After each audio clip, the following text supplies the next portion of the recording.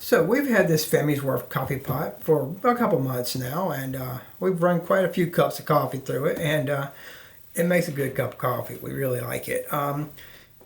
It's a single cup coffee maker. So we have the standard filter here. You just drop the coffee grounds in there and add your water back here and push your button and you make your cup of coffee.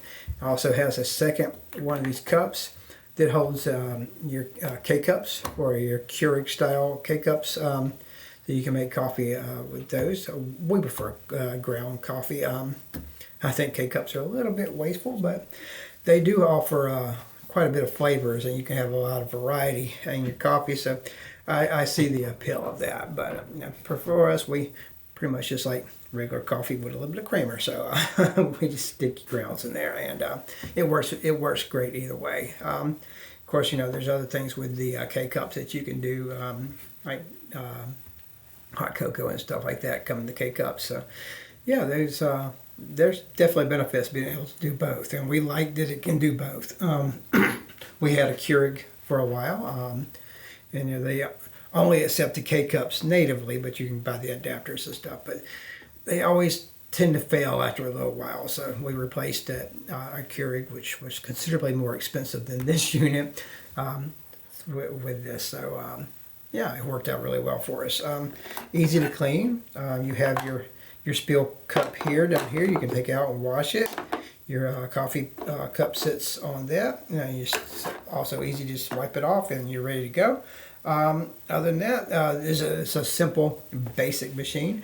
I think it looks good sitting on our counter. Most of our appliances are black anyway. We do have a little bit of stainless steel in our kitchen as well. So the stainless steel in black, I guess it looks like stainless steel. I'm probably sure it's like brushed aluminum or something like that, but it looks like stainless steel. This is a neat feature. In the hole where you put the water in, you have this little cup. Now it's got a little filter in the bottom of it, which kind of keeps stuff out of your going through your coffee filters. But it's got these steps in there, and it tells you how much, how big of a serving you have, like 8-ounce cup, 6-ounce cup, and things like that. So you can fill it to the desired amount of water you want in there, and it's easily visual. You can say, well, I usually make my coffee on the 3rd step, so it makes it really easy to visually set your coffee pot up, especially when you're maybe setting it up at night when you're kind of sleepy, or in the morning when you're definitely sleepy. So you need your coffee, so you don't really want to think too much before you make your coffee. So that's got you covered. So yeah, the coffee comes out really well. It's not too overly hot, but it is hot enough where you definitely want your coffee to be. I've had coffee pots that make it way too hot.